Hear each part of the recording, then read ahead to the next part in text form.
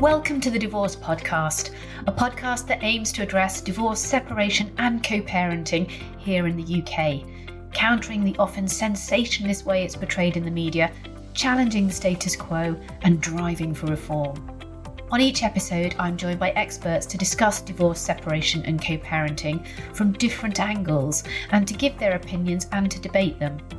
I'm Kate Daly, a relationship counsellor and divorce coach, co-founder of Amicable, the divorce services company, and host of the Divorce Podcast. In this episode, I was joined by Louise Oliver, who's worked in the financial services sector for over 30 years and is a certified financial planner and chartered wealth manager. Louise is regularly featured as a financial expert in the media, including BBC Breakfast TV, BBC Radio 4 and Moneybox. In this longer episode, all about finances and divorce, we started by discussing how a financial planner can help during a divorce.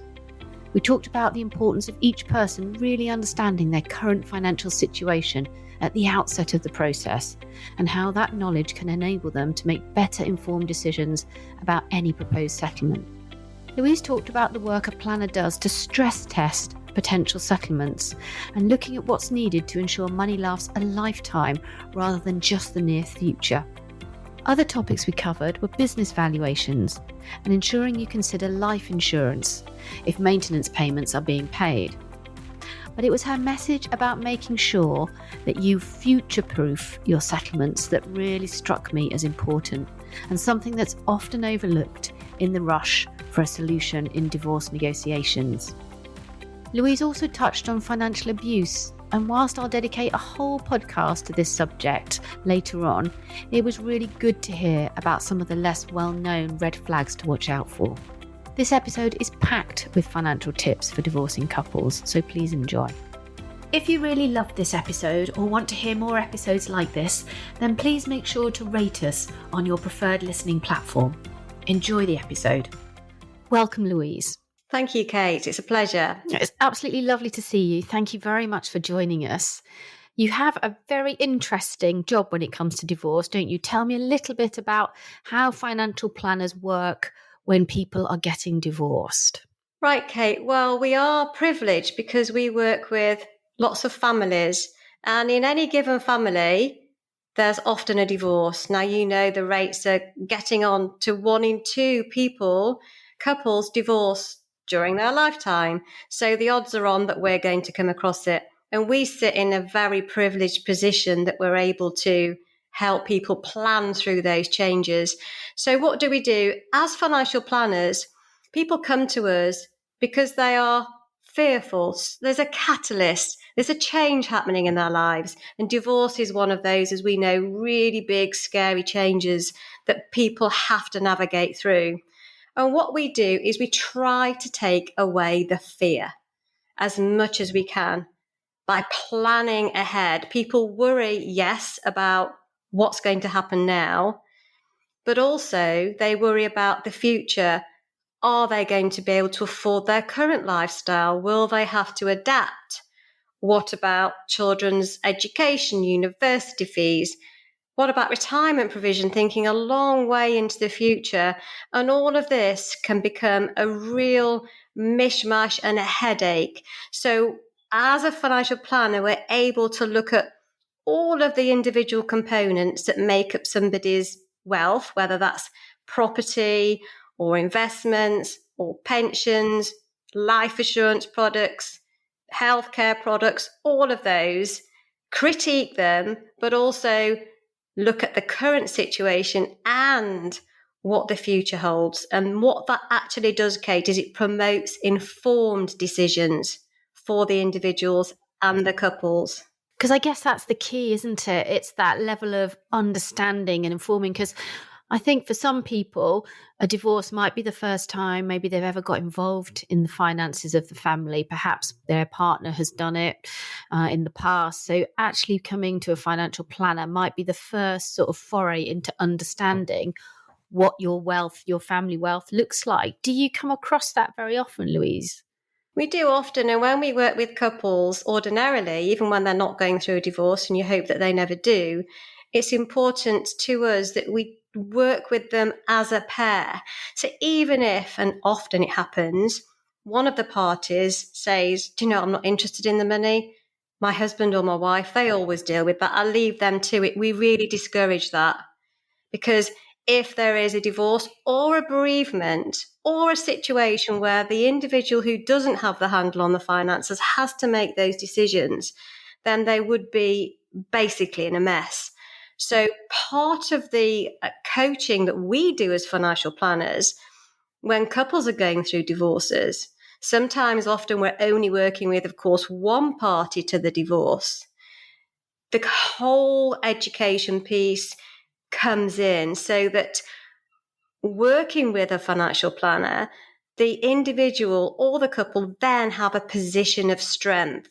So they have a good understanding of their starting point and what might take the train off the tracks once they have a look at planning ahead. So you're quite right, Kate. It happens all the time. I have to say that it is often the female party of a couple who is the one that tends not to be interested in the finances. Not always, and it is changing, but that often is a situation, and people put themselves in a weaker position by not having a handle on their finances. So it sounds to me like you can help right from the very beginning of the divorce, because obviously one of the first things we do as divorce coaches when somebody is going through this is we get them to do what's called a full financial disclosure. So getting together a list of all of the assets, debts, pensions, and income.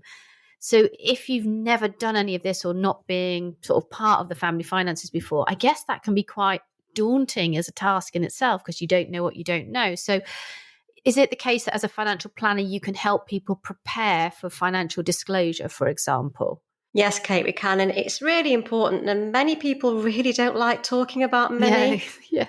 Well, I was going to ask you that. Why is it as women that we don't? Why do we sort of abdicate this responsibility? And again, I know we're talking in general terms, but you're right. When we see people, it is often the woman who hasn't got the handle on the finance. And what is it culturally or societally that we're doing that allows this to happen? I think that people have their head in the sand and they just get on with it. They don't want to worry about it. But what we find is initially it's quite scary and people are shocked about what their outgoings are. And we often send people back to do their homework again because they might just roughly work out their outgoings. And we look at it, and the team here at Piercefield Oliver, and they'll say they haven't put anything down for, food, or they haven't put anything down for insurances. So we know what ordinary outgoings look like, and we know to watch for the items that they've missed. And we do challenge people to go back.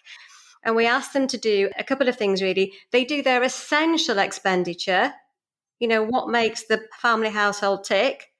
And then they do a discretionary expenditure. And these are items which, they would like to have, but if they had to go, then there's a list. So you get two separate lists. And then the nice to have as well, the big holidays or whatever, changing the car. So it's sort of three different components. And people say that actually, although they're initially fearful, they really feel empowered once they've done it, because then they know their numbers.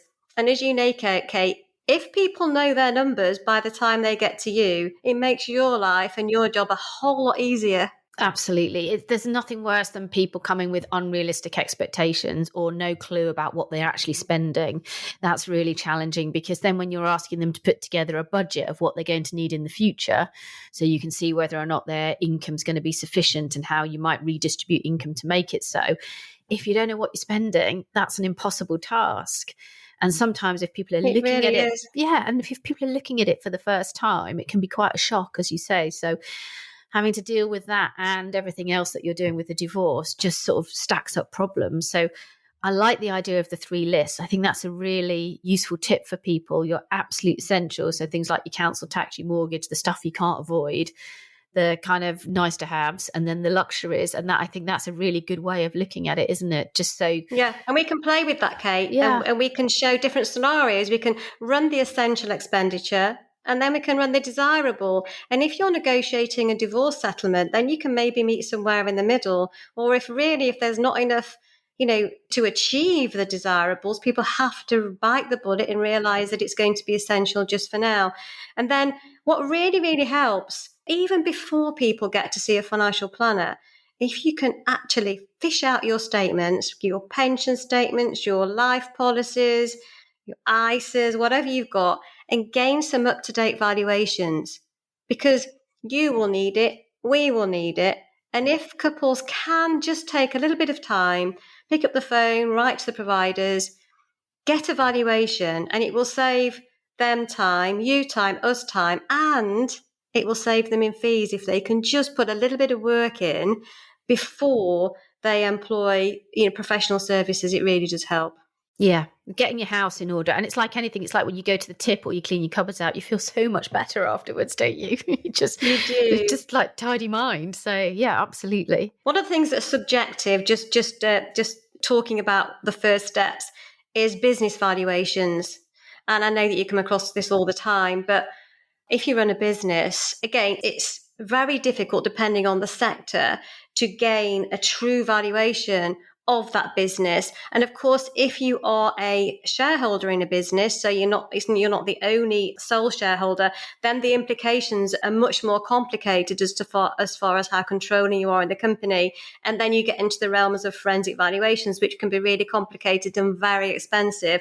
So I think if you are someone, and of course, more and more of us are running businesses now, so we do come across it. If you are someone who has a business, it might be worth just speaking to your accountant if you're thinking about going through a divorce, just to gain a handle on a rough idea as to how much your shareholding or your ownership in that business may well be worth. And it's different for divorce. It's different. You're not selling the business to a third party. So often the valuation may well be a little bit less than if you were just selling on the open market. So just to throw that in, it does throw a curveball sometimes when people are trying to negotiate a settlement. Yeah, and it can have a very skewing effect, can't it? Because often, as you say, if you're not the only shareholder, you don't have a controlling stake, the business asset is illiquid, isn't it? So then that makes it even more complicated when you're trying to work out a settlement, because on paper, you can get what looks to be fair. But if one of you's sitting with a totally illiquid asset and nothing else, because the value of the business is such that that's what balances it out, then that again isn't necessarily something that's seen as fair as far as the court's concerned, is it? I mean, it's just tricky when it comes to business valuations. And it's risky, Kate. It's a risky asset. And what I understand from courts is they don't like leaving one party with the risky asset. Exactly. It's not fair. No. Because it can be worth A one day and B the next, and depending on the sector. And especially when you look at hospitality and what we've been through over the last 2 years, for example, that sector could with regards to valuations, and travel. Yeah, absolutely. Those business valuations, you might have been working on divorces, all of a sudden the business is worth so much less than it was when you started. So it's a moving target, really, isn't it? Exactly.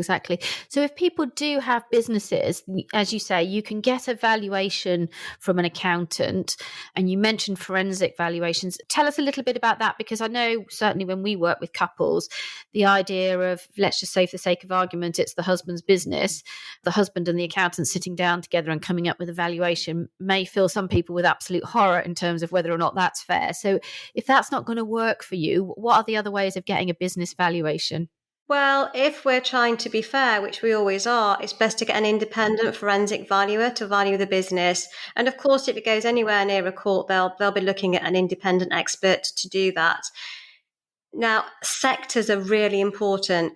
Some people who value businesses will value one type of sector but not another. So it's very important to choose an expert that is particularly au fait with the sector that you're in. So, for example, I'm in financial services. So if I was looking to do that, I'd look for a particular financial services expert. If you're in manufacturing, it's different. The multiples will be different to value the business. It's expensive. But how else do you get an understanding of what that component is valued at? And often it can be, a large amount that might not come to fruition for that person for many years down the line.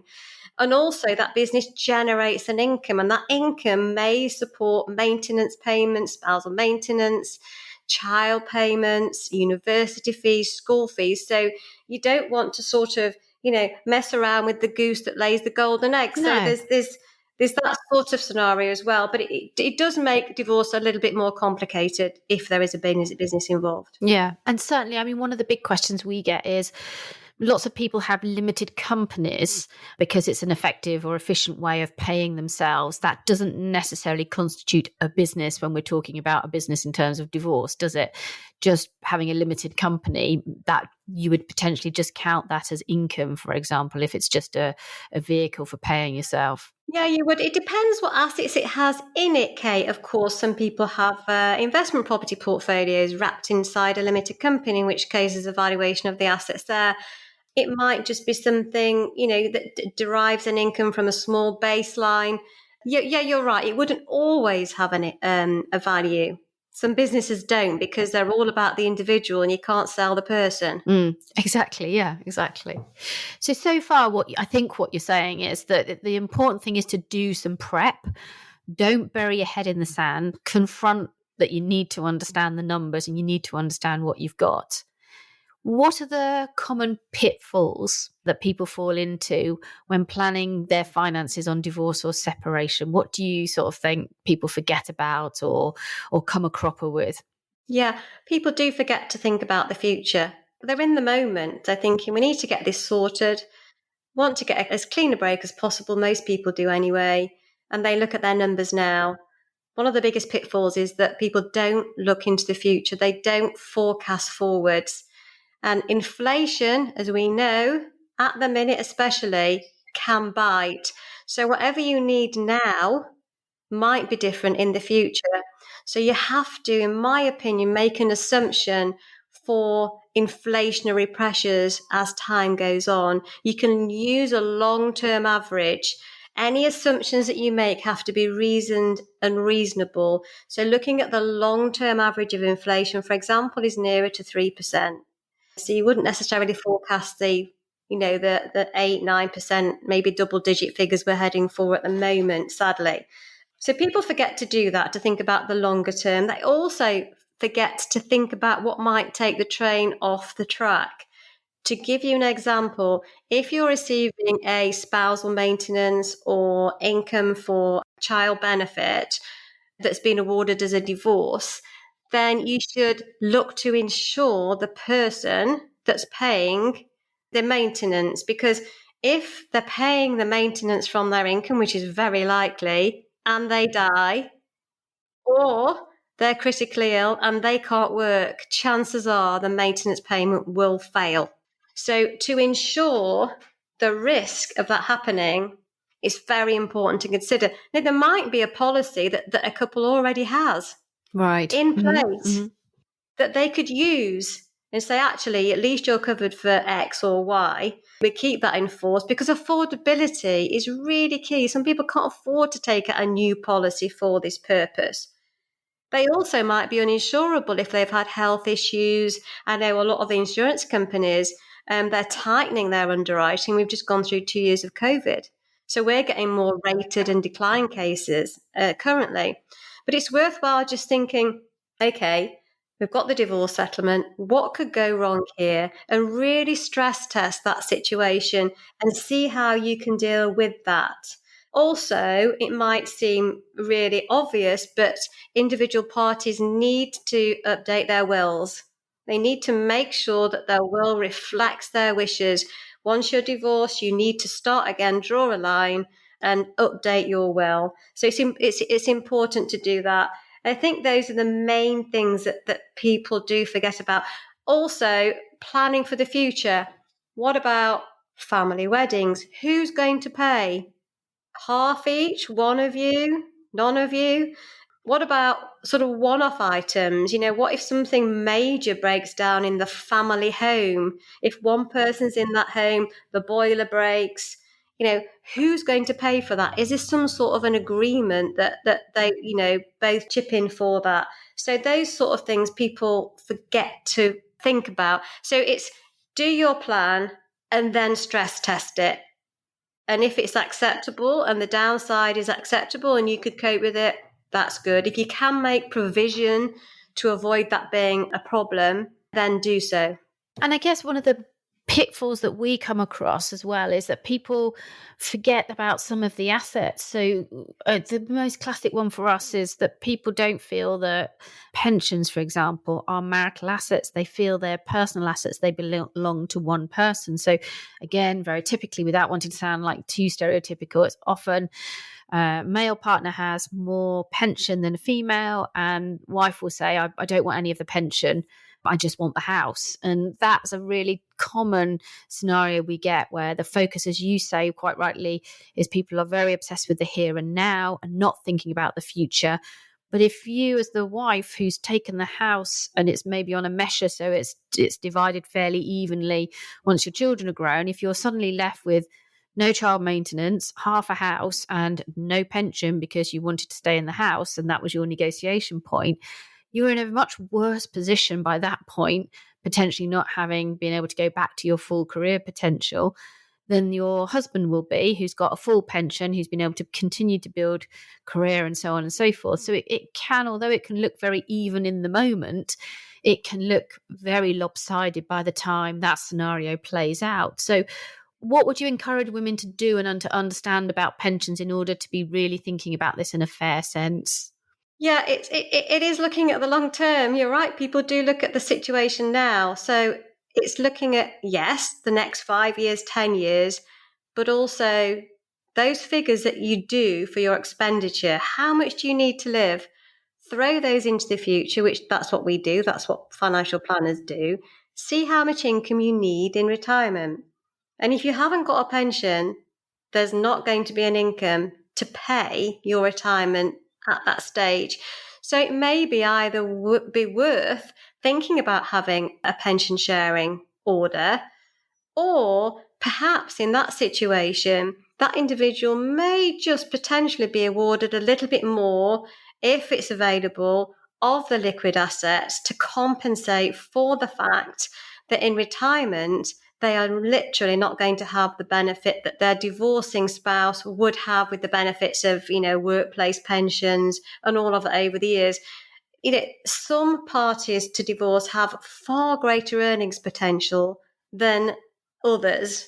So if you've got a mum that's staying at home to look after the children, who's been awarded the house, and then the father still working, still climbing the career ladder, still getting pensions paid, then that disparity sometimes needs to be reflected in the divorce settlement. So there is provision for the longer term. And we have run financial plans for couples where we've looked at retirement provision and we've been able to go back and renegotiate for a little bit more in the way of liquid assets.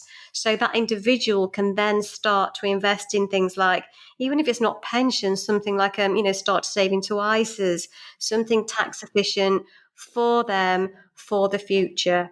So again, it's back to the planning piece, Kate.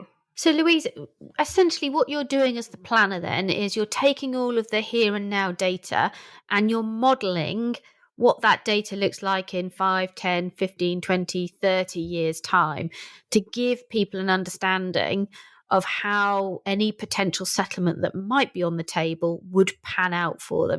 Have I got that right? Is that what you're doing?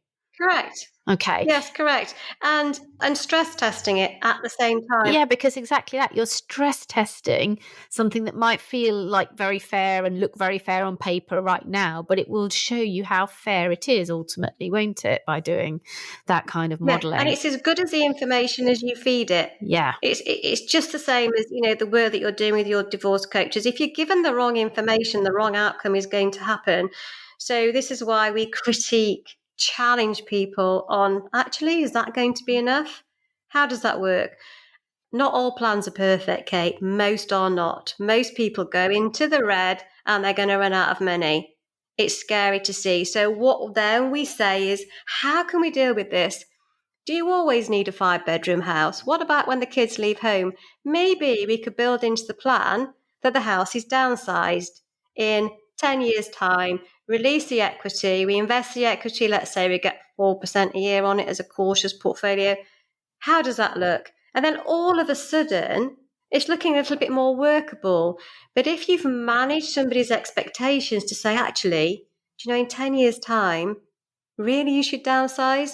When it gets to that stage, they've already accepted it and they know, and that's the plan, and they work towards it, and it isn't a shock, and they don't hit a brick wall and they don't panic. Okay, it's a family home and people attached to it, but at the end of the day, it's a house. And it's far better that you have, a good balance in your life and an income. So there are ways of, looking at a financial plan and making it work within the parameters of that individual. And they might go back to work part-time. We see that, they might say, well, people say to us, how much do I need to go and earn in order to make that work? Mm. And when we've known the numbers, we might say, well, you just go need to get a job at 10,000 a year. In 5 years' time, your plan will work. Oh, okay, that's fine. It feels more doable when you break it down like that, doesn't it, than some sort of nefarious statement that says, oh, you've got to go back to work. And it's kind of like, well, what does that mean and how much and when? And yeah, so I can see it's such a sense of power, but also it just turns this notion of fair on its head, doesn't it? Because I think the question we get asked most probably is, what's fair? Is there a formula for fair? And, as divorce coaches, we're always saying, no, there isn't a formula for fair. And there's going to be a negotiation. There's a range of what fair might look like, but it ultimately depends on individual circumstances. I think sometimes where the financial planning side of things is just worth its weight in gold is just working through whether what looks fair at the net effect schedule stage, which is the immediate division of the assets, whether that looks fair in 5, 10, 15 years. To me, that is the gold that the financial planning option offers. It's broadening the definition of fair. I don't know whether you see it in a similar way or you have a different answer when people say, what's fair? What's fair? I think it's fair if it feels painful on both sides. It's probably about right. Yeah. If one side is thinking, oh, it's brilliant, I got a really good deal there on my divorce, it's probably not right. Yeah. Both parties feel that pain and you see it and you feel it and you think, oh, it's a bit painful. I don't want to, share my pension, but it is. And divorce is painful, for lots of reasons. And, and on kids as well, which is another conversation. But what's fair? If one of the parties has the lion's share of the childcare, then, in my opinion, therefore, perhaps they should be awarded more than the 50% because they're going to have, the roof over the head, the ongoing costs, and it all depends. And then getting back to earnings potential, if you have someone who's a real go-getter, an entrepreneur, is going to have that earnings potential into the future, and it's been a long marriage, then that might be another reason as to why there'd be an imbalance in the award. So with financial planning, what you can do is you can, as you say, Kate, you can look at the bottom line split, throw it into the future and think, oh, actually it looked fair on paper, but actually, this person's going to have no retirement provision at all. And the other person's going to have £1 million in their pension fund. That doesn't seem really fair. So let's make a little bit of provision, because even smaller amounts invested for the long term can become quite nice amounts, over that period of time. Yeah. Yeah. And just sort of thinking about this as well. So one of the things that we often get asked as well is, do we have to split everything at the point of divorce? And I'm just wondering, are there any advantages to keeping things in joint names? I know the court's not keen on that, but from a financial planning perspective, is that something you come across ever? The answer is no, we don't. However, just to caveat that, there are some occasions, of course, where people have to keep assets in common. Usually it's the property. It might be that they can't sell the house. They want to sell the house to split the proceeds, but just can't for whatever reason. And what we would do in that situation is do joint tenants in common. So you've got joint ownership where a couple own a house jointly, or you can own actually physically half each, or 70-30 or 60-40, whatever your share of that house is. And therefore they would have an interest in a joint asset, but they wouldn't own it jointly. Now, the upside of doing that is it's clear. The clear division is already there. Each individual will benefit from any uplift or down on the asset, so that's fair. Now, if you were to keep the asset joint, then there are risks with that. One of those is If there's a second divorce, it happens. The rate's higher in second marriage, the divorce rate. So that could be cited in another divorce, potentially, if you have a joint asset. The other thing is as well, let's go back to our example of the entrepreneur doing really well in business. He or she goes bust. They're going to come knocking on the door for their share in the matrimonial home, potentially. So it's a risk to tie yourself in with a jointly owned asset. And it's best to have that sort of clean break. And even to have a vested interest in a property still could be a potential problem with divorce, second divorce, and bankruptcy. So we don't very often see that. I haven't come across anyone who wanted to keep an actual joint ownership. Getting back to property, where there's a mortgage company involved, often they will want both parties to stay named on that property in order for that mortgage to be viable. Otherwise, they're going to struggle to keep that mortgage in situ.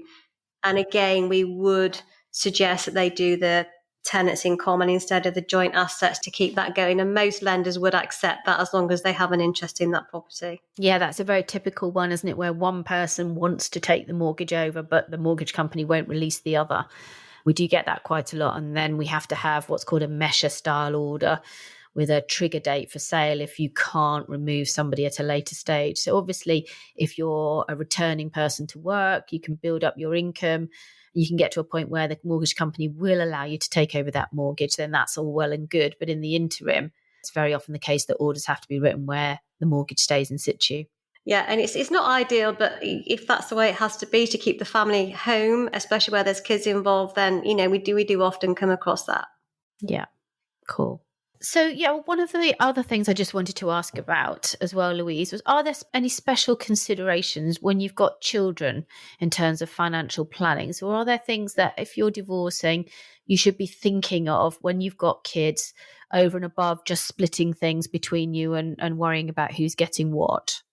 Yeah, there's school fees, university fees, weddings, try to agree what's going to happen before the whole thing's settled. So at least and there's no surprises.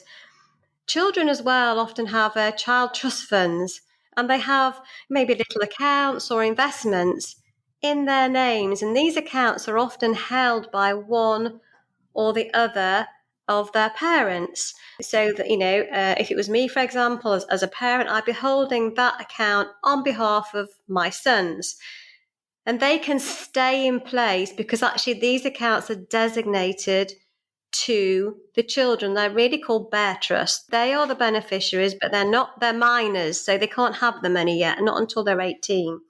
So those sorts of things can be kept. And it's quite nice because they can be added to as well. And these are the property of the child. Ultimately, it doesn't mean to say that the parents can't get their hands on it because they can. There lies the downside. But hopefully it's unlikely that that would happen. And this is something that as a couple, you can agree that that can go towards, could be the first car. There's things like driving lessons, cars, car insurance, all of these things are massive expenses.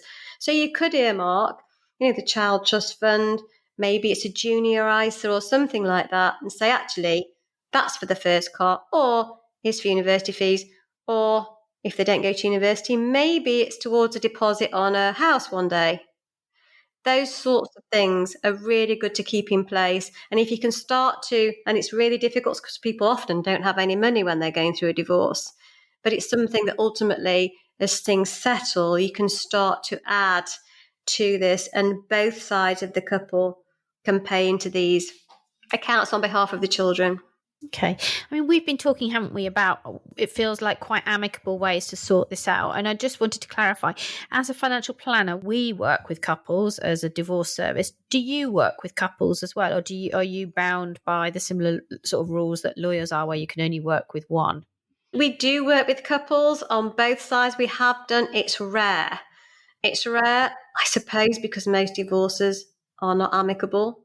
Sadly, we're trying to change that. I know you're trying to change it, and I have great faith in the fact that you will. And if only people would listen, they'd save a heap load in legal fees if they would.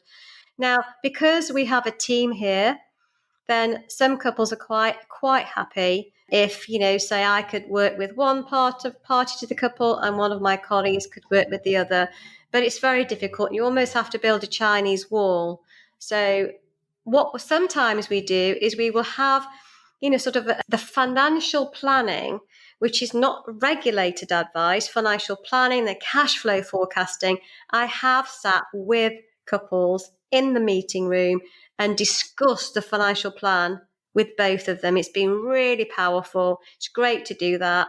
And then one party may work with us, and then the other party would go off and appoint their own financial planner. And really, that's the best, because trying to build the Chinese wall inevitably is difficult. Yeah. So in terms of, people listening to this who may be considering doing things more amicably, they could come into either our service or a mediation service. They could work on an agreement, and then they could bring that agreement to you, and you could run that to go back to this. It might look fair now, but is it fair in 10 years, 15 years? You could run that scenario for them, because that's the part that's not regulated. Absolutely, could run that as a couple, have done it, and it has facilitated a good understanding for both parties. And then they can go away and make an informed decision, and then speak to UK and the team and say, actually, these are our numbers. What do you think? Yeah, we just need to tweak it. Yeah, exactly. Yeah, and then talk it through. And then, preferably, it's preferable for them to have their own financial planner or financial advisor to implement. Because, of course, there's pension sharing orders often. At the minute, we've got quite a few of those going through very slowly at the minute, I have to add. It takes forever. It does, doesn't it? And then that's the other thing. Managing people's expectations on how long these things are going to take, especially when you're looking at defined benefit schemes. This is going back to getting your ducks in a row. You have to get cash equivalent transfer values, and they do take up to 4 months to get the money across. They're supposed to work within the 4-month deadline, and it can do, and it does. Yeah. So it's managing expectations of people with regards to that. I think that's a really interesting point, because I think sometimes people think once the divorce is done, that's it. But then you've got to implement your order, haven't you? So getting your consent order signed off by the court is only one part of it. Once that bit's done and effectively the amicable service ends, you then have to do the whole implementation work. And often it is with a financial planner to do the pension sharing, to set up a new pension for you, or to, work out how you're going to invest a lump sum, or all of those sorts of things. That's when the next phase of the work starts, isn't it? And you come into it even more. And it takes time, and it should really, because the decisions that you make going through a divorce, during the divorce, post the divorce, will set you up for your future. And it's important to make those right decisions. And that is to do with the products, the investments, who you work with. And I see people come to us and they've received a pension sharing order, or they might have received a capital lump of money, and they want to invest it. I need to invest it. I need to get it sorted. But to slow down and make that decision, even if it takes 6 months, and you get that right and you structure it right, and it's tax efficient and it's for you, that's the best thing. That's the best thing to do. And you should critique the fees that you're paying. If anyone's opaque about their fees for their services, they're just not right for you. And there's plenty of them out there. Let me tell you, there's plenty of financial advice companies who are, oh, don't worry about the fees. It all comes out in the wash. No, how much are you paying?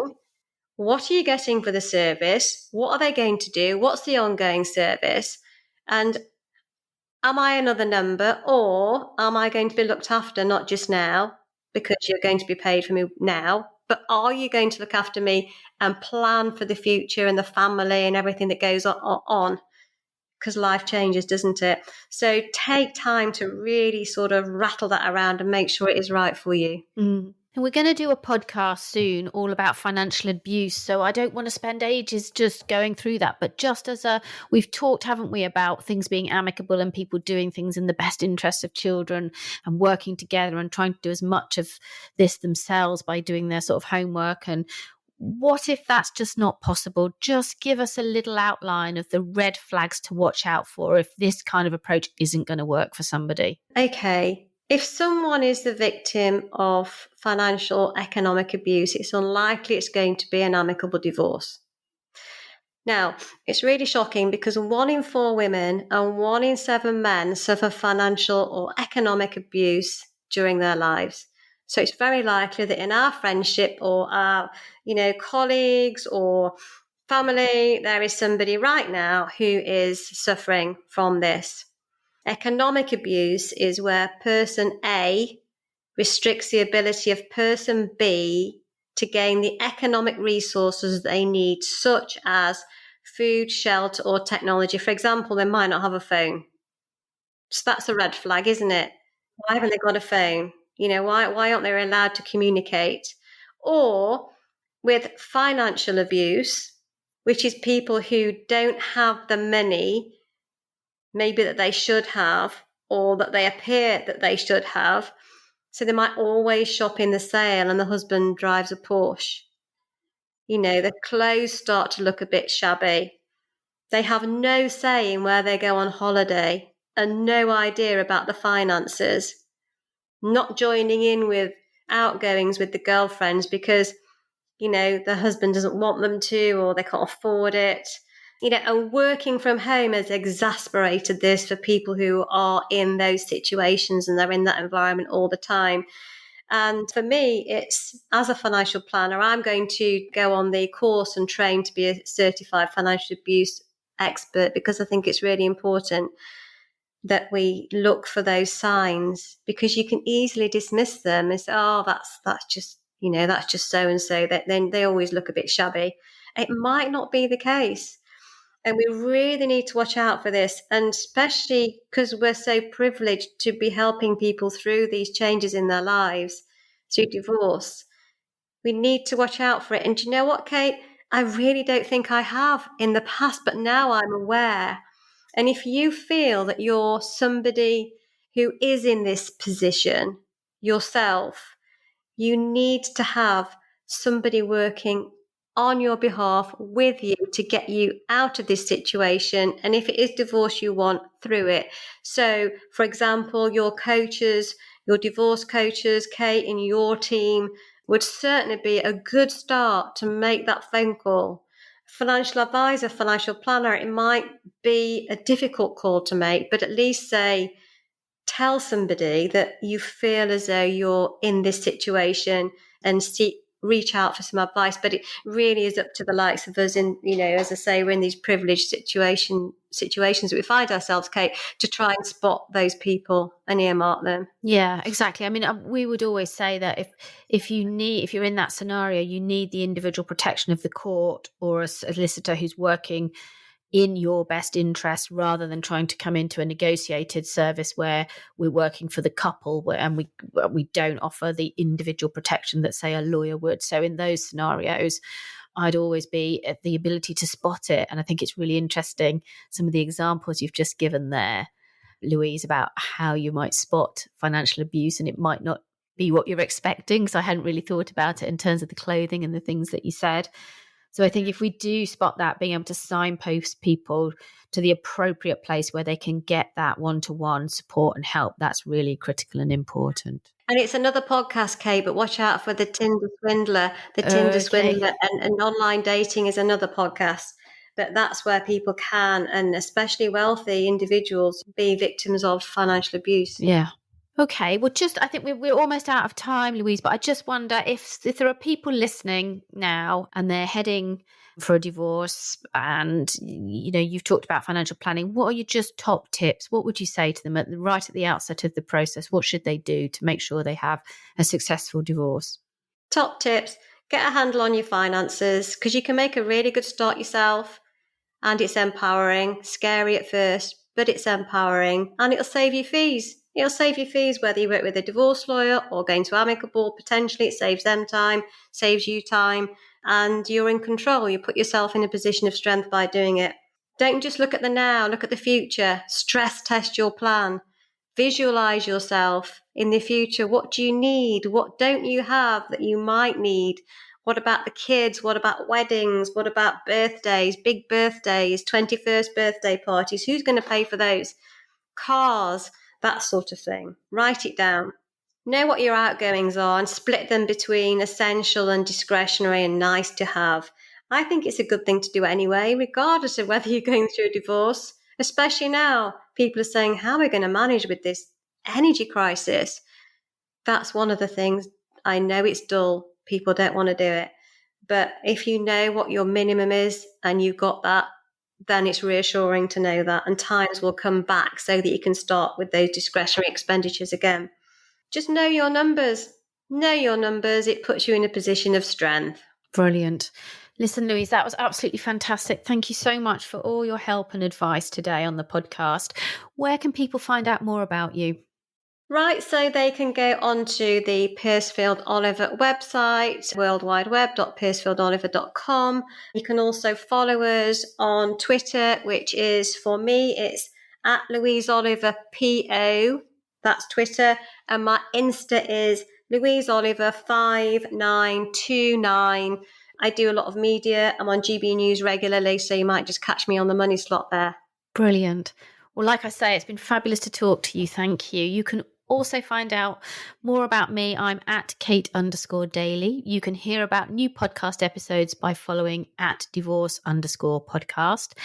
And you can also subscribe to more of these podcasts if you've liked what you've heard today by visiting thedivorcepodcast.com. Thank you so much, Louise, for joining us. And thank you for listening too. Thank you, Kate.